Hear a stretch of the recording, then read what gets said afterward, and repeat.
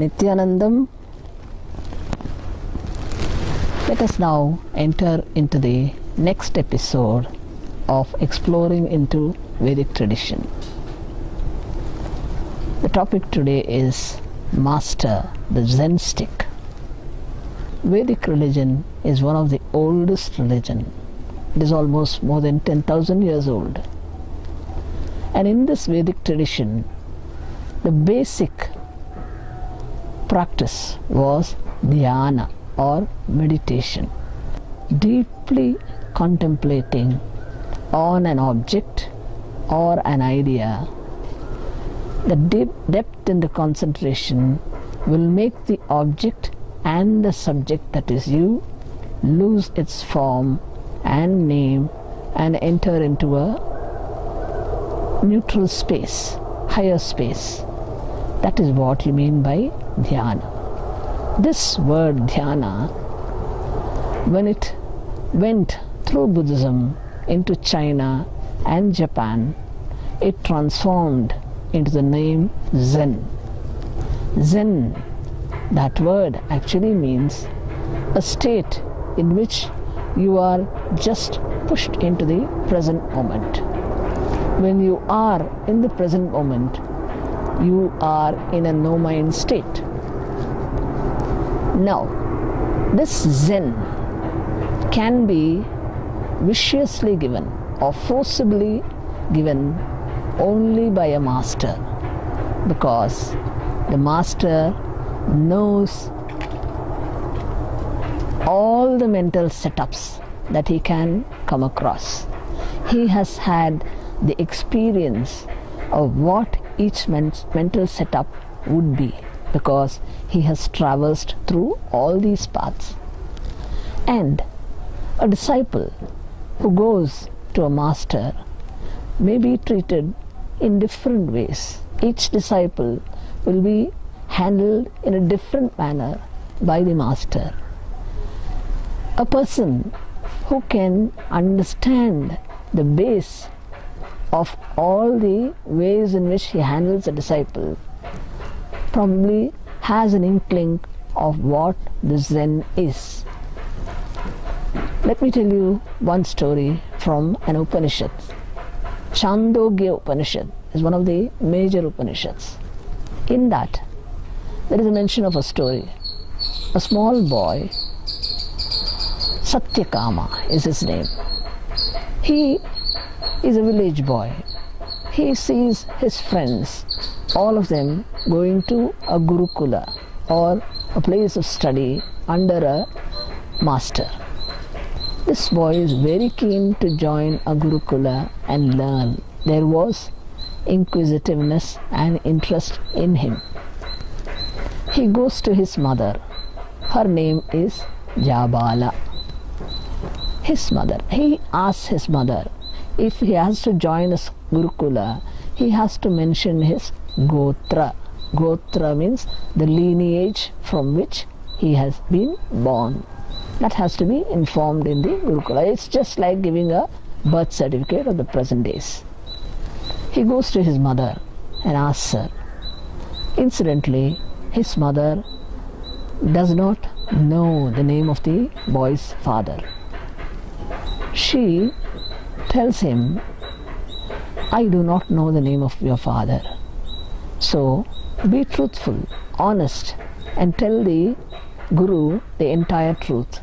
And then tell him that you are Satyakama Jabala. Tell your name as that. The boy goes to the Guru and informs him the truth as it is. The Guru or the master, on listening to the boy, immediately realizes that there is absolute truth in the boy's words, and he accepts him as his disciple. The job or the work that the master gives to the boy was, he gives him a few hundred cows which are very lean, weak. He tells him, go to the forest and come back only when these cows have multiplied in the 1,000. The boy, who is very sincere, very ready inside, he has an openness. he accepts the words of the Guru as the highest discipline he has to follow. He takes these cows, goes into the forest, sets up a tent and keeps looking after the cows. Days pass into months and to years, and the only work that he does is looking after the cows. The cows have become fat and they are very happy, and there were umpteen number of calves that are born. Finally, after they have multiplied into 1,000, one of his cows tells him, "Master, we have now grown into a family of 1,000, and you can now return to your Guru and inform him that you have multiplied it." These cows, in fact, have become almost the Vedas, the knowledge, and they give him the basic knowledge of the inner truth.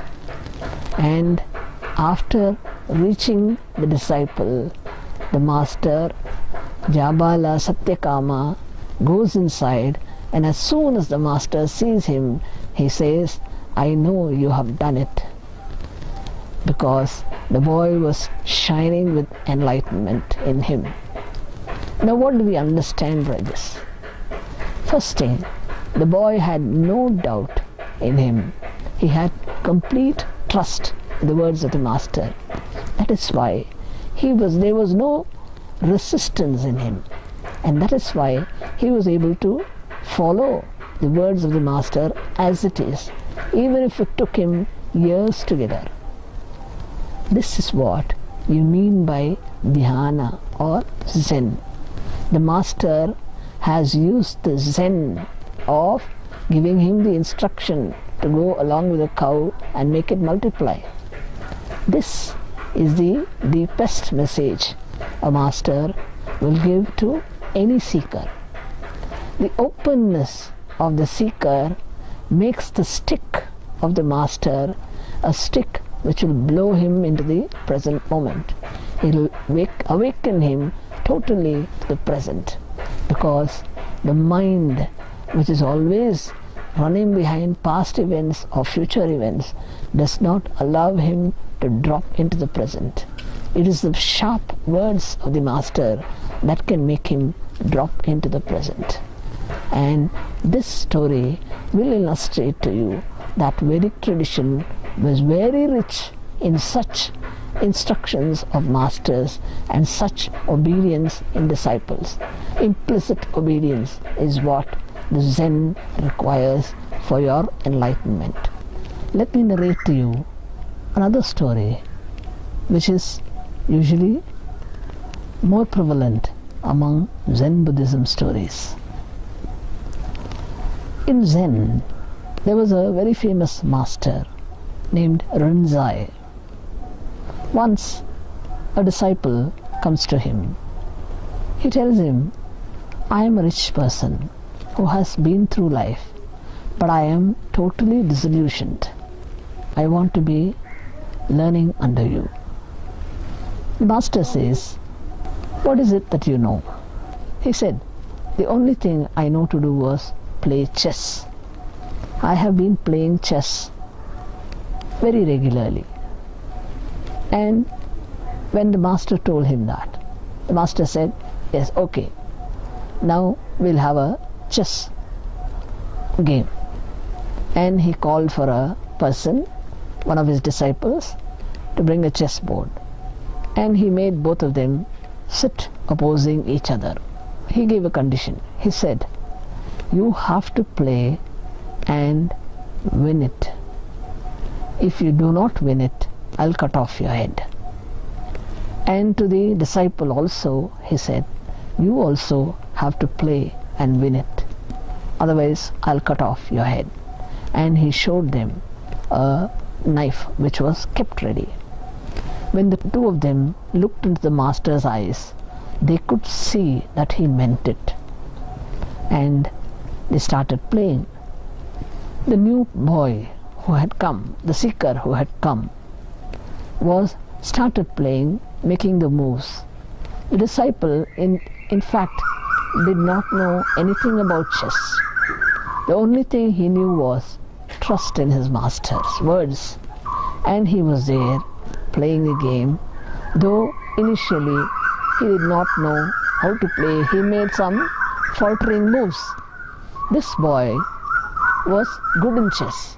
He was making good moves. And suddenly, in one place, he also faltered. Immediately, the fear gripped him. The knife that was with the master made him completely lose all idea of living. He was desperate. Immediately, he was dropping himself into the present moment, and there was desperation in making the right moves. He started making the right moves. Then, suddenly, he looked into the eyes of the opponent, the disciple who was playing.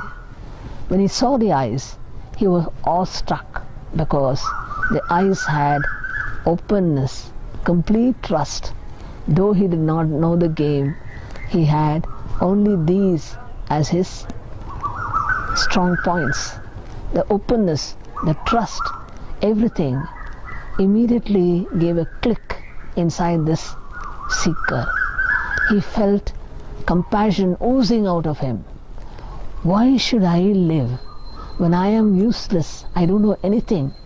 My living is not going to be a benefit to anybody.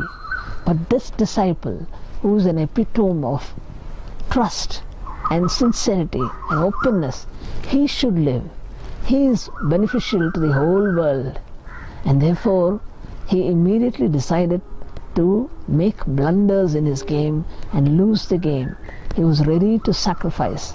Immediately he started making blunders. After some moments, the master came near and toppled the chessboard. He said, "There is no winner nor loser." And then he called the boy and said, "Today you have learned the lesson of trust and sacrifice. That is what you need to know for the enlightenment to flower in you." Each word, each action, each breath of the master is always filled with compassion. Though it may appear harsh, please, if you are a seeker, please go in and look in. You will understand the idea behind what master's words are, what his actions are, what his body language is indicating. And if you are intelligent, you will understand that he is always bent on making you enlightened. He will go to any extent just to raise his disciples to the state of enlightenment. So, Nithyananda.